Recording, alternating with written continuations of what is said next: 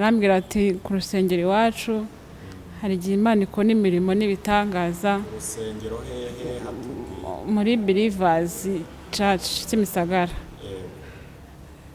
Ati hari igihe Imana ikora imirimo abantu bagakira. Wewe waje bakagusengera ko hari igihe nawe igihe cyaba ari iki ngiki. Ndemera ndaza ndamukurikira nzana ku rusengero. Mageze Imana ntago yatinze kumbona. Arageze ndicara. Pastor ari kwigisha. Inde pastor ya Yesu Kristo aho muherereye hose mu mpande enye z'isi, mukaba mukurikiye Abizera Yesu TV. Reka tugushimire wowe wakoze subscribe kandi nawe ugiye kuyikora. Imana iguha umugisha. Hanyuma ku Bizera Yesu TV tubafitiye gahunda nziza yo kubazanira abantu babohotse bakuzuza ya ndirimbo nziza yo mu gitabo Abanyarwanda n'Abarundi dukunda ivuga ngo numara kumwemera uwo mukiza wawe uhamye mu bantu ibyo yagukoreye. Uyu munsi rero ku Bizera Yesu TV dufite umutumirwa, ariko ndagira ngo mukorereho umugisha dutangire dusenga ari njye usenga kugira ngo tumwakire ahamiriza abantu ibintu Imana yamukoreye mu rusengero rw'Abizera Yesu rukorera hano KIMISAGARA. Mu rurimi rw'amahanga baravuga ngo ni Believers of Jesus Church. Rikorera hano KIMISAGARA, riyoborwa n'umushumba usizwa amavuta y'Imana Reverend Pastor MYASIRO Bosco. Abeshi baramuzi, ni umugabo muri iki gihugu ukorana n'Imana, ari mu mwuka w'Imana. Reka dusenge mu izina rya Yesu. Mana ndagushimiye ku bw'aka kanya twese twarizeye. Uravuga ngo nitumara kwizera ngo nituzagira isoni zo guhamya mu bantu ibyo wadukoreye. Rero uyu munsi dufite umutumirwa wacu, turamusabira imbaraga n'inkomezi no gushira amanga agahamiriza abantu kuri kw'ibyo wamukoreye, maze abatizera n'abavuga yuko utashobora byose utabakiza indwara nabo bahe kwizera kugira ngo nabo bizere ko bishoboka. Urakoze kugiye kubana natwe mu kiganiro ni mu izina rya Yesu, amen. Umutumirwa wacu turakwakira wibwira abadukurikiye, twagusengeye unatubwira imirimo itangaza Imana yakoze, kandi wiyumvemo ikaze ubwoba bushire, Satani akorwe n'isoni mu izina rya Yesu. Amen. Nitwa Francine NIYIGENA. Ndi umuntu Imana yagiriye neza kanyongera iminsi yo kubaho. Nari ndwaye kanseri yo kuri terisi. Kanseri yo kuri terisi. Nza gusenga ako nari maze iminsi nivuza byaranze, abaganga barananiwe. Nari mfite n'ikibazo cyo kuva cyane. N'abaganga barabuze imiti ngabanyiriza kuva. Nza gusenga umunsi umwe umuntu arantumira, arambwira ati ku rusengero iwacu hari igihe Imana ikora imirimo n'ibitangaza. Urusengero hehe hatubwiye? Muri Believers Church KIMISAGARA. Ati hari igihe Imana ikora imirimo abantu bagakira. Wewe waje bakagusengera ko hari igihe nawe igihe cyaba ari iki ngiki. Ndemera ndaza ndamukurikira nzana ku rusengero. Mageze Imana ntago yatinze kumbona. Arageze ndicara. Pastor ari kwigisha. Inde pastor? Pastor MYASIRO Bosco. Yego. Ari kwigisha, nari nicaye mu ntebe ndimo ndava cyane. Imana imukorera marambona. Wanaje ufite uburwayi? Naje ndembye ufite uburwayi. Ariko ntabwo nari nzi ko ndi bufatirwe mu rusengero no kuva. Bwantunguriye mu rusengero. Ndava abantu baratega ibintu hasi biranga. Ariko cyari igihe nyine cyo kugira ngo Imana inkize ku mugaragaro. Pastor ambonye barambwira ati genda imbere pastor agusengere. Baramubwira ngo nansangaho ndi ntago mbasha kugenda. Ansangaho nari nicaye, asanga ibintu ntago bimeze neza pe. Aransengera. Imana imbwira ko inkijeje kuva. by'ukuri pe natashye mbyizeye ko nyize kuko numvaga niba Imana imbonye ko kuva byanze gukira ikabivugaho, natashye nizeye pe. Kuva uwo munsi sinongeye kuva, nahise nkira, nsigarana indwara ya kanseri yonyine. Asigara kanseri. Narakomeje ndivuza, nyuma ngaruka hano gushima Imana. Imana irongera mvugaho nyine imbwira ko na kanseri yinkijije. None se abaganga kuko bari bayibonye yari ihari Yego. cyangwa nk'abarokore batubeshya? Oya, ntabwo ari bimwe by'abarokore. Narivuje, nivuje CHK banyohereza i Butaro niho bari kunkurikirana. Ngarutse gusenga, Imana imbwira ko nyijije kanseri. Uko byo kubyizera numvaga biri kure pe, numvaga indwara ya kanseri ari ugutegereza urupfu, narihebye nirirwa niyeza mvuga nti Imana ndapfuye koko. Arambwira ati nusubira kwa muganga n'ikimenyimenyi n'abaganga bazatungurwa, bazibaza buryo ki iyo ndwara ikizi. Ntago byatinze nasubiye kuri rendez-vous i Butaro. Ngezeyo mpura na dogiteri amfatira examen kuko pe dogiteri yaratunguwe. Ese avuga ati se bishoboka bitatu se we Francine nigena ni njyewe. Ese ko mbona wakize. Harongera asubira muri machine arareba neza. Nambwira ati ndabona warakize. Ati ngaho genda uzagaruke muri controle nsubiyeyo nsanga noneho byabaye neza, narakize. Ubu narasezerewe ndi mu mashimwe. Impapuro z'umuntu wari urwaye kanseri byarahinduye, hari iyo umuntu atarwaye bavuga ngo ni negative. Impapuro byararangiye no kwa muganga na rendez-vous yarazirangije.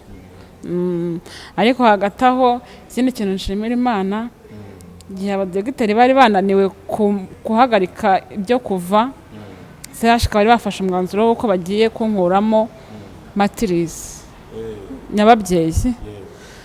Bagiye kuyikuramo, umukozi w'Imana araza aransengera, umva ko natangiranye uburwayi bwanjye ndi kumwe n'Imana.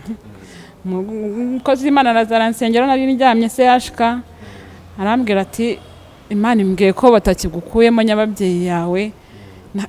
Nari narangije no kubisinyira, hasigaye gura na dogiteri ngo bambage. Ndavuga se ubwo ko ejo nzahura na dogiteri Imana yabikuyeho icyuma gute? Numva ntago ndi kubishyikira. Kandi mu by'ukuri njyewe nicyo kintu nifuzaga ngo bayikuremo mbone nakira iyo ndwara yo kuva.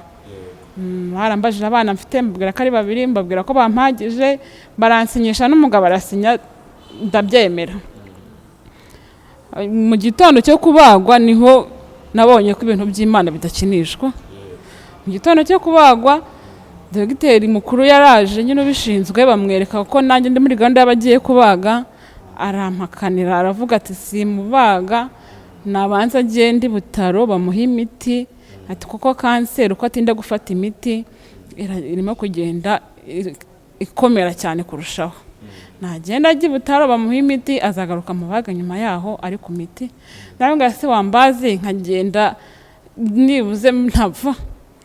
Hambwira ati oya ntago nakubaga ngo ufate n'imiti ngo bikunde hadaciyemo igihe. Ngenda mbabaye pe, ariko ndagenda. Ngeze i Butaro bampaye imiti nyine, ngarutse mu gihe cyo kugira ngo nitegure kujya kubagwa. Na dogiteri wa Kacyiru wabanje kunkurikirana bwa mbere, nawe yarampamagaraga akambwira ati uzaze nyigukuriremo, niwo muti nta wundi, ntago wakira kuva tutayikuyemo. Mbere yo kugira ngo nsubire kuyikuzamo nibwo naje gusenga, Imana inkorera igitangaza irankiza batayikuyemo. Wari ubyizeye cyangwa Imana yaragutunguye gukorera ka surprise? Ni surprise pe. Kwizera kwari kwaratanga. Mva nari imeze nabi. Wari ubimaranye imyaka ingana? Nta myaka myinshi. Nta gihe kirekire Imana yanyirije ntandagaye, ntakennye, ntabanje kugera kure. Biragutungura. irantungura inkorera surprise ikomeye rwose. Imana yo mu ijuru nishimwe. Ndagira ngo rero ngira ikintu nkubaza cyangwa inyunganizi utanga ku bantu bagukurikiye. Hari abantu bafite indwara nk'izo ngizo yewe zinari hejuru y'iyo yawe cyangwa ziri hasi, ariko bizere ko Imana ishoboye byose. Abanyabwoba rero n'abatizera wababwira iki uyu munsi wa none muri bihe Imana iri gukora? Abanyabwoba n'abatizera icyo nababwira ni uko igihe cy'Imana yo cyageze irakora. Igihe cyo gutabarwa kwa buri wese cyageze biremera. Icya mbere ni ukwizera, ugasenga, ugatabaza Imana, ukayihamagara, nayo irumva kandi igira imbabazi n'impuhwe. Irabikora, nta kintu cyayinanira. Abantu batizera Imana ntibizera abaganga bakajya muri ba bandi abapfumu, bo turababwira iki? Icya mbere no kwizera Imana nicyo nababwira, bagasenga bakizera Imana. Mbese turi kugana ku musozo, iyo ndwara buriya wasanga Imana yarayikijije kugira ngo ujye utangariza abandi bantu ko Yesu akiza. Binyuze mu ishimwe ritoya cyane, komeza umuntu urwaye, ubundi umubwire ngo kwa Yesu ni byose. Ntabwo tumubwiye ngo aze mu bizera Yesu, ariko hari abandi bakorana na Yesu nuko natwe dukorana nawe wabakiza.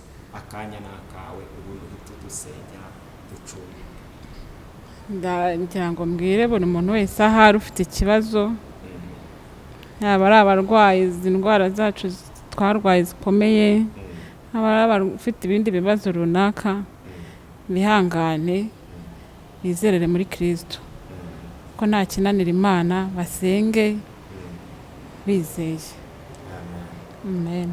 Imana ishoboye byose. Hari ikindi wavuga? Ikindi navuga, nabashishikariza kwizera Imana bigendana no kureka ibyaha, ugakora imirimo izakuramira igihe ugeze mu bibazo.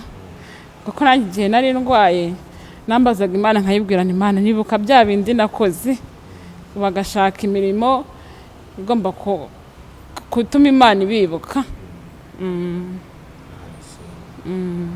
Imana nihereza umugisha umuntu wakurangiye hano mu bizera Yesu, ukabasha kuhakirira indwara ya kanseri. Ibyo tuvuga ni ukuri, twashatse kugira ngo tushake ibimenyetso by'igihe wakiriye, turabibura neza, uri kuva amashusho twari tuyafite, ariko n'abandi bantu twabashishikariza bazaze barebe Yesu ukora. Nk'uko umuntu akubwira ngo ngo ujya mu bapfumu, nawe uzaze mu bizera Yesu.